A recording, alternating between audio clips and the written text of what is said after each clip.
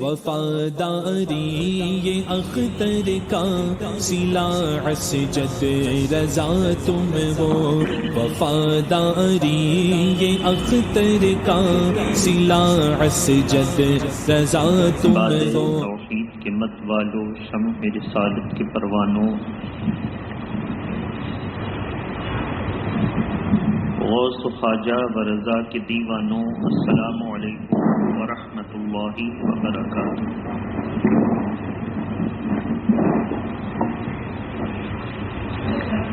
الحمد للہ نحمده ونصلی ونسلم علی رسوله الکریم، اما بعد فاعوذ باللہ من الشیطان الرجیم، بسم اللہ الرحمن الرحیم۔ ان الصلاۃ تنہی عن الفحشاء والمنکر ولذکر اللہ اکبر واللہ یعلم ما تصنعون۔ وقال اللہ تبارک وتعالی فی القرآن المجید، فویل للمصلین الذین هم عن صلاتهم ساہون۔ وقال اللہ تبارک وتعالی فی القرآن المجید، ما سلککم فی سقر قالوا لم نک من المصلین۔ صدق اللہ العلی العظیم وبلغنا رسولہ النبی الامین المتین الکریم۔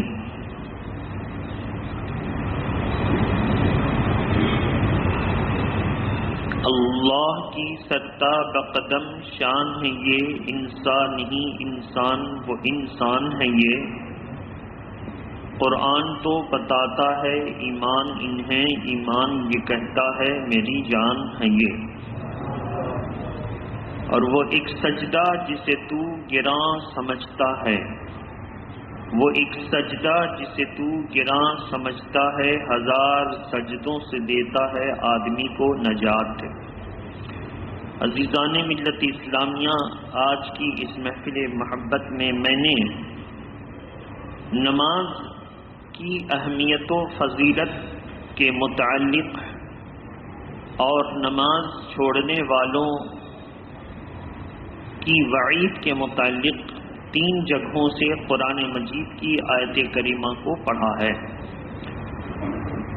اللہ تبارک تعالی ارشاد فرماتا ہے، بے شک نماز تمام برائیوں اور بے حیائیوں کی باتوں سے روکتی ہے، اور یہ نماز اللہ کے ذکر میں سے سب سے بڑا ذکر ہے۔ دوسری جگہ اللہ تبارک تعالی نے 30ویں پارے میں ارشاد فرمایا، ویل ہے ان نمازیوں کے لیے جو اپنی نماز کو بھولے بیٹھے ہیں۔ مفسرین ویل کا معنی کہتے ہیں کہ جہنم میں ایک وادی ہے جس کا نام ویل ہے۔ اللہ تبارک تعالی نے جہنم کو 1000 سال تک بھڑکایا تو اس کی آگ روشن اور لائٹ والی سفید ہو گئی، پھر 1 سال بھڑکایا تو اس کی آگ سرخ ہو گئی، اور تیسرے 1000 سال میں جب 1 سال بھڑکایا تو اس کی آگ سیاہ ہو گئی۔ تو جو نماز سے بھولے بیٹھے ہیں، اللہ تبارک تعالی اس کو اسی سیاہ آگ کی سزا عطا فرمائے گا۔ ان تینوں آیت کریمہ میں آخر میں جو میں نے پڑھا تھا، جنتی ہوں گے جنت کے سب سے اعلیٰ طبقے میں اور 7 آسمان کے اوپر عرش کے بغل میں، اور جہنمی ہوں گے 7 طبق زمین کے نیچے۔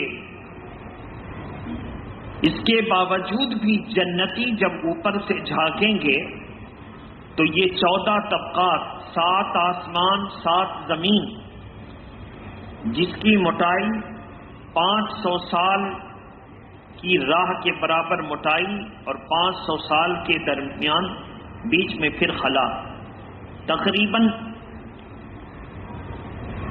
7000 سال زمین کو طے کرنے میں لگے اور 7000 سال آسمان کو طے کرنے میں لگے۔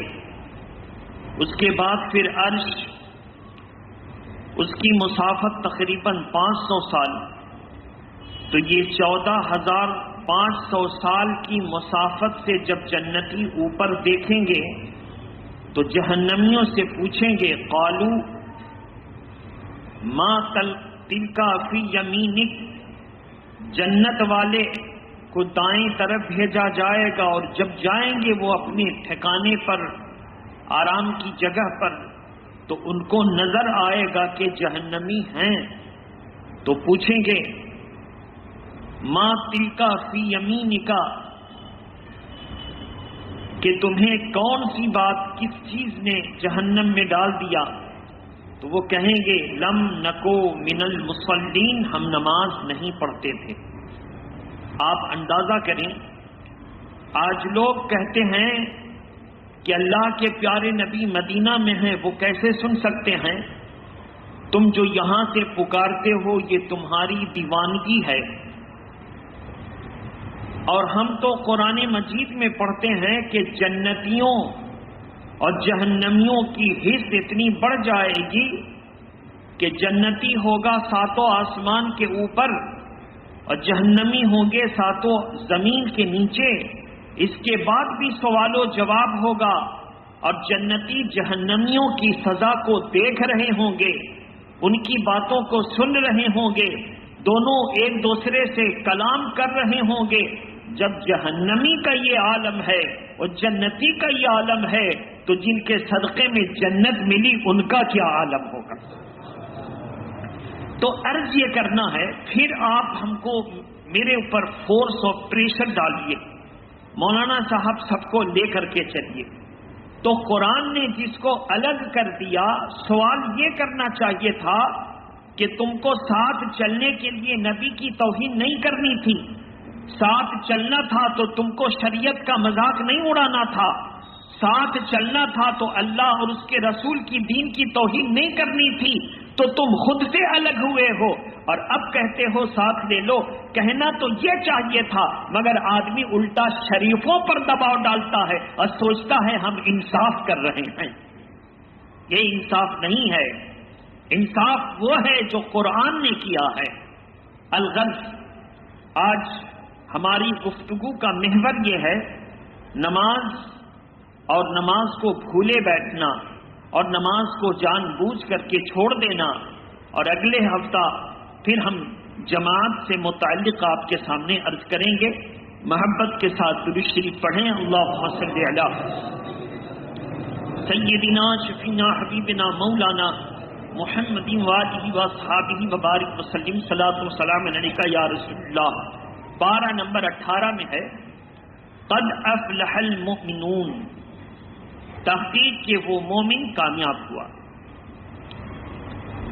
الذین هم عن صلاتهم خاشعون، جو نماز کے لیے جب کھڑا ہوتا ہے تو خشیت الہی یعنی اللہ کے خوف سے اس کا دل بھرا ہوتا ہے، وہ اپنی نمازوں میں خشوع کرتے ہیں، یعنی اللہ کے خوف سے وہ گڑ گڑاتے ہیں۔ اللہ کے پیارے نبی صلی اللہ تعالی علیہ وسلم جب نماز کے لیے کھڑے ہوتے تو ہماری اماں عائشہ صدیقہ رضی اللہ تعالی عنہا اس واقعے کی روایت اس طرح کرتی ہیں کہ اللہ کے پیارے نبی نماز پڑھتے ہوتے اور نماز کی حالت میں جو قرأت کرتے یا تسبیحات پڑھتے، اس سے ایسی آواز پیدا ہوتی اور ایسی گڑ گڑاہٹ پیدا ہوتی اور ایسی عاجزی اور انکساری کی گڑ گڑاہٹ پیدا ہوتی، جیسے لگتا ہے کہ چولہے پر ہانڈی چڑھی ہوئی ہے، کھانا پک رہا ہے، اور جس طرح اس کی کھدکنے کی آواز ہوتی ہے، اللہ کے پیارے نبی کی آواز ویسی آتی تھی، یعنی گڑ گڑا کے اپنے رب کی بارگاہ میں روتے رہتے تھے اور نماز پڑھتے رہتے تھے۔ یہ گریا کس کے لیے تھا؟ یہ گریا ہمارے اور آپ کے لیے تھا، نہیں تو اللہ کے پیارے نبی کے تعلق سے عائشہ صدیقہ جب بےتاب ہو جاتی تو عرض گناہ ہوتی، یا رسول اللہ آپ اتنی زاری فرماتے ہیں، اتنا روتے ہیں، کیا آپ بخشے بخشائے نہیں ہیں؟ یعنی اللہ تبارک و تعالیٰ نے آپ کی بخشش و نجات کا پکا وعدہ دیا ہے، تو جس نے کہہ دیا کہ آپ کی بخشش اور نجات، پھر آپ کو کاہے کا ڈر ہے؟ اللہ کے پیارے نبی فرماتے، اے عائشہ میں اللہ کا شکر گزار بندہ نہ بنوں؟ اس نے ہمیں نجات عطا فرمایا تو شکر گزاری کرتا ہوں، جو اس کی بارگاہ میں جھکتا ہوں، گریہ زاری کرتا ہوں اور خشیت کے ساتھ نماز ادا کرتا ہوں۔ پتہ یہ چلا، اس سے یہ بات واضح ہو گئی کہ جب اللہ تبارک و تعالیٰ کسی کو جنتی بنا دیتا ہے، جب کسی کو کسی مرتبے کے لیے چن لیتا ہے، تو اس کو اپنی عبادت میں اور زیادہ شوق پیدا کروا دیتا ہے، اس کو قرآن کی تلاوت کا جذبہ زیادہ دے دیتا ہے، اس کو توبہ استغفار کی توفیق زیادہ دے دیتا ہے۔ ایسا نہیں ہو سکتا کہ اللہ کسی کی بخشش کا اعلان کر دے اور وہ کھلے بندوں گناہ کرتا پھرے، یہ نہیں ہو سکتا۔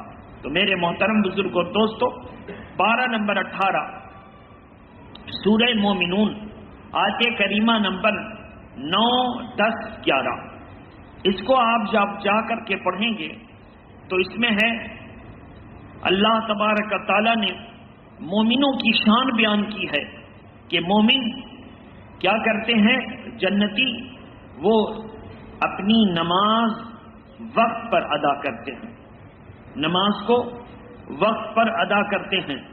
تو قرآن نے کیا کہا، اولئک هم الوارثون الذین یرثون الفردوس، یہی لوگ ہیں جو وقت پہ نماز ادا کرتے ہیں تو یہ جنت کے وارث ہیں، یہی لوگ جنت کے وارث ہیں۔ اب جب جنت کے یہ وارث ہیں تو قرآن مجید کی آیت کریمہ کو پڑھ کر یہ بات واضح ہو جاتی ہے کہ نماز اللہ کے خوف سے پڑھنا اور نماز کی پابندی کرنا، اور نماز کی پابندی کے ساتھ ساتھ نماز اگر قبول ہو گئی تو پھر دھیرے دھیرے تمام گناہوں سے وہ بچتا چلا جائے گا۔ مثلا ایک پیر صاحب نے مرید کیا، اس ضدی مرید نے شرط رکھی کہ حضرت میں چند بری عادتیں رکھتا ہوں اور میں ان سب کو یک بیک چھوڑ نہیں سکتا، ایک ساتھ نہیں چھوڑ سکتا، تو آپ مجھ سے کچھ وعدہ لے لیں، لیکن تمام گناہوں سے میں باز نہیں آؤں گا۔ کہا اچھا تم گناہ کرو گے تو ایسا کرو کہ تم جب مجھے دیکھنا تو گناہ مت کرنا، جب مجھے دیکھنا تو میرے سامنے گناہ مت کرنا، اتنا تو کر سکو گے؟ کہا جی حضور اتنا تو کر دوں گا۔ اس نے ظاہری معنی سمجھا ہی نہیں کہ اللہ کے نیک بندے کیا ہوتے ہیں۔ آپ کے سامنے گناہ نہیں کروں گا، اس وعدے پر میں بیعت ہوتا ہوں، مرید ہوتا ہوں۔ بیعت کو عربی میں بیعت بھی کہتے، بیعت اردو میں بیعت کہتے ہیں۔ یہ وہی لوگ جانتے ہیں جن کو علم سے، گرامر سے، عربی قاعدے جن کو معلوم ہیں۔ بہرحال،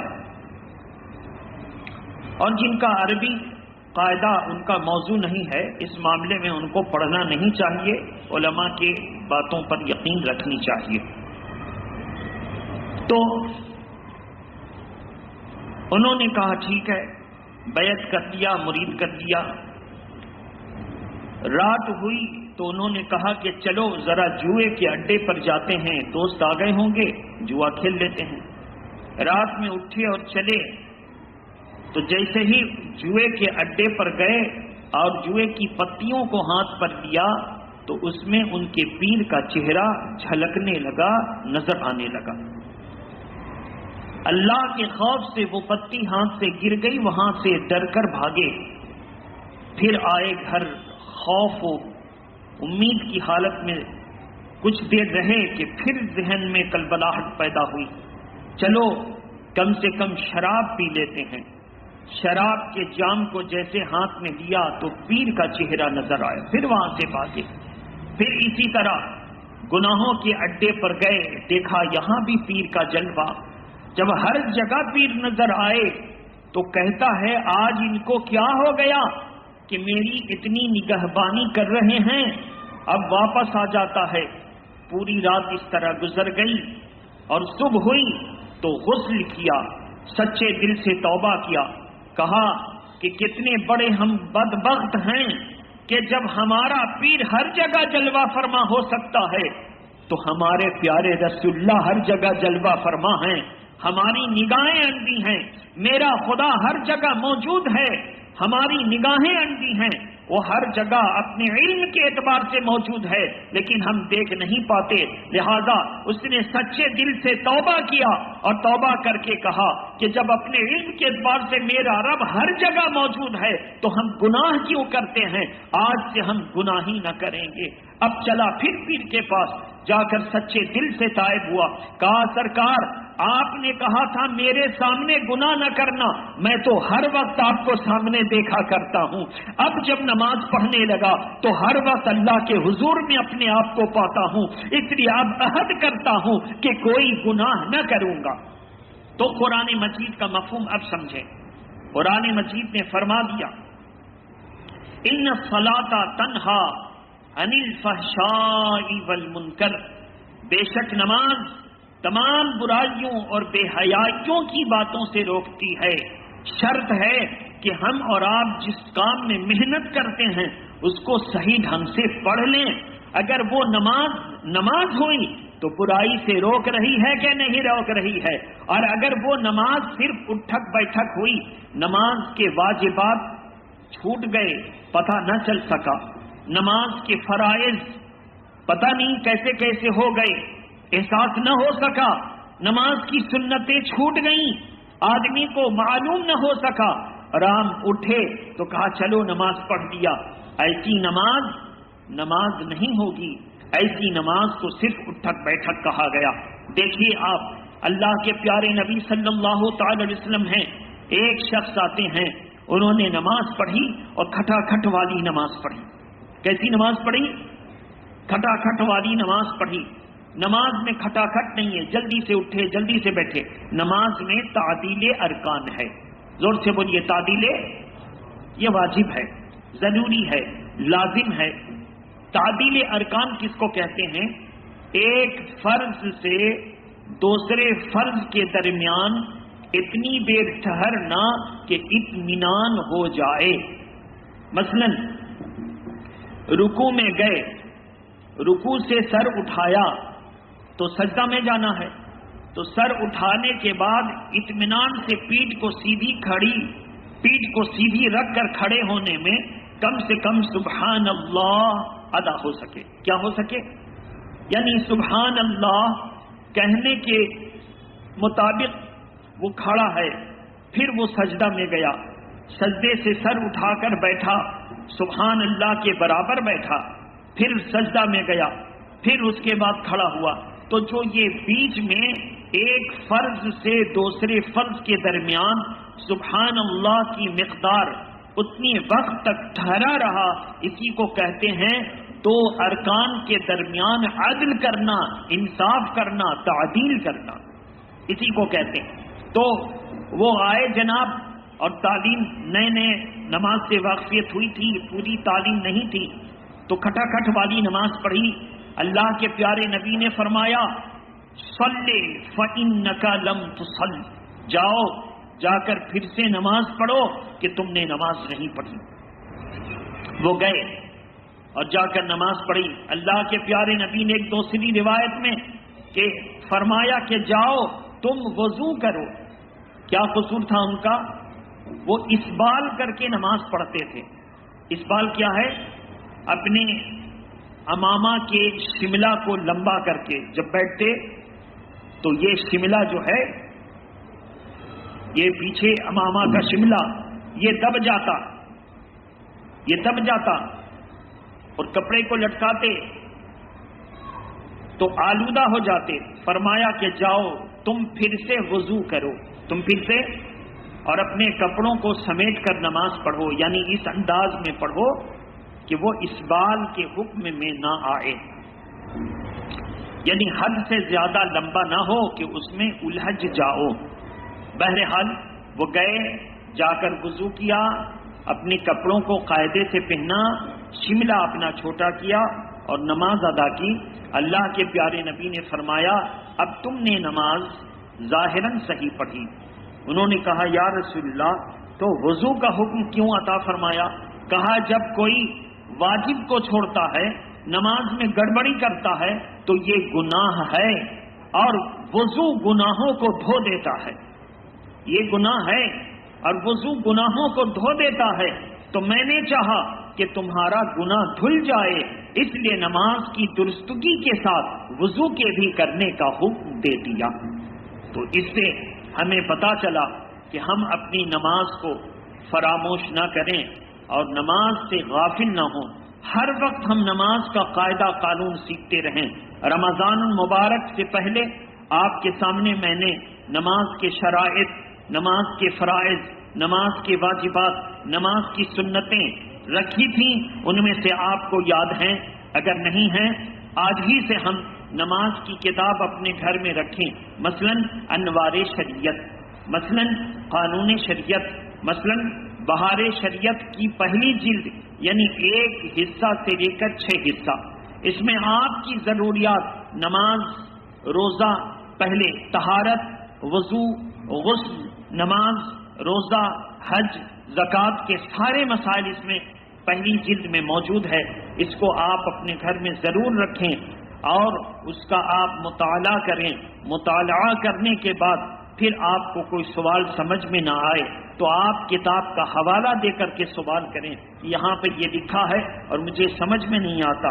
آپ کہیں گے کہ ہم لوگ کتاب کیسے پڑھ سکتے ہیں؟ بے شک آپ پڑھ سکتے ہیں. پڑھنے کے زمانے میں ہم لوگوں کو نصیحت کی گئی تھی اور کہا گیا تھا اگرچہ تم کو عبارت سمجھ میں نہ آئے مگر بغیر زیر زبر والی عبارت پڑھتے رہو. ہم لوگوں کی کتابوں میں زیر زبر نہیں ہوتے. بغیر زیر زبر سے ہم لوگوں کو پڑھنا پڑتا ہے کہ یہاں زبر ہے یا زیر. پڑھتے رہو، پڑھتے پڑھتے عادت ہو جائے گی تو سوال پیدا ہوگا ذہن میں کہ زیر ہے تو کیوں اور زبر ہے تو کیوں. پھر تم گرامر کی طرف جاؤ گے اور گرامر دیکھو گے زیر کیوں ہے، زبر کیوں ہے. تو کبھی تم نومیر کو پڑھ لو گے، کبھی ہدایت النوح کو پڑھ لو گے، کبھی کافیہ کو پڑھ لو گے، کبھی شرح جامی کو پڑھ لو گے. پھر تم دیکھو گے کہ ہم لوگ قول کرتے ہیں، یہ قول قالا کیسے ہوا، تو اس میں تعلیل کی گئی تو تم پنجگنج اٹھا کر کے دیکھ لو گے، علم الصیغہ اٹھا کر کے دیکھ لو گے. تو اس طرح تمہارا جو گرامر ہے وہ کتاب بھی مضبوط ہو جائے گی، تمہارا علم بھی مضبوط ہو جائے گا اور بغیر زیر زبر کے تم کو پڑھنا بھی آ جائے گا. کسی نے کہا کہ حضرت کوشش کرتے ہیں لیکن بات بنتی نہیں ہے. کہا 40 دن تک پڑھتے رہو، حاشیہ کو بھی 40 دن تک پڑھتے رہو. پڑھتے پڑھتے جب تم پڑھ لو گے تو تم اب کتاب پر مہربان ہو رہے ہوگے اور علم تم پر مہربان ہو رہا ہوگا. تم کتاب پر مہربان ہو رہے ہوگے، علم تم پر مہربان ہو رہا ہوگا. اور جب علم تم پر مہربان ہوگا تو دیکھو سرکار اعلیٰ حضرت بہت سارے علم کے موجد ہیں. ان سے پہلے وہ علم دنیا سے ناپید تھا، لیکن سرکار اعلیٰ حضرت کے والد بزرگان نے قرآن اور حدیث پر ان کی ذمہ داری لگا دی اور کہا کہ ابا حضور آپ نے تو قرآن اور حدیث پاک کا ڈپارٹمنٹ ہمیں دے دیا ہے، دوسرے علوم سے تو میں کورا رہ جاؤں گا. ابا حضور نے کہا بیٹا تم قرآن و حدیث کو اپنا جو ہے مرکز بنا لو، اس کی برکت سے سارے علوم اللہ تمہیں عطا فرما دے گا. تو جو بچہ پڑھائی سے بھاگتا ہے اس کو پہلے قرآن پڑھائیے، اس کو کہیے کہ وہ قرآن صحیح سے پڑھے. جو بچہ کام سے بھاگتا ہے اس کو کہیے کہ نماز صحیح سے پڑھے. جب وہ قرآن اور نماز میں توجہ دے دے گا تو تعلیم درست کرنے کے لیے قرآن کو بنیاد بنائیے اور کام میں من لگانے کے لیے جو کام دیا جائے من سے کرے تو اس کو نماز میں دل لگوائیے. جب نماز، عمل، قرآن تلاوت یہ دونوں اس کے درست ہو جائیں گے تو اس کی دنیا بھی سنور جائے گی، آخرت بھی سنور جائے گی۔ اس لیے میرے محترم نماز ضرور پڑھیے۔ قرآن مجید نے کیا کہا؟